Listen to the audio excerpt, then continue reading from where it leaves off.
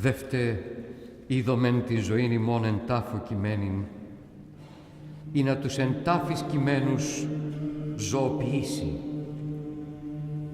Η ζωή εν τάφο κατετέθης Χριστέ και αγγέλων στρατιέ εξεπλήττοντο συγκατάβασιν δοξάζουσε την σύ.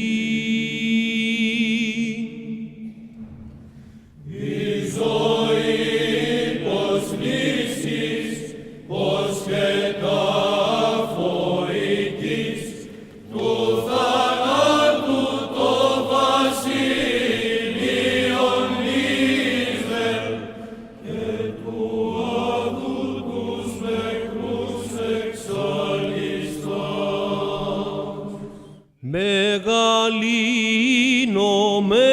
σε Ιησού βασιλεύ και τιμώμεν την ταφήν και τα πάθη σου, διόν έσωσας ημάς εκ της φοράς.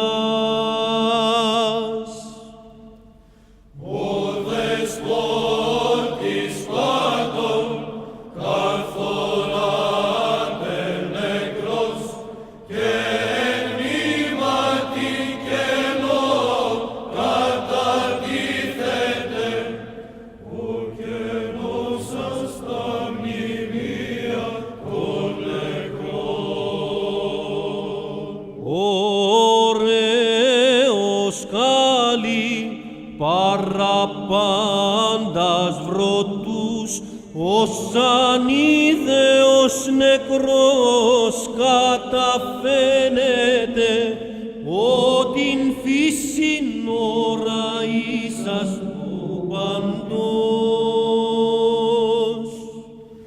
Ο θαυμάτων σένων, ο πραγμάτων κένων, ο πνοής μη χορηγός απλούς φέρεται, κυδευόμενος χέρσι του Ιωσήφ.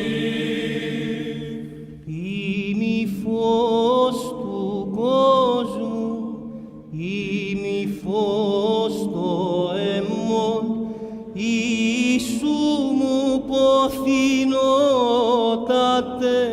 έκραζεν, η παρθένος τρινοδούς αγωερός.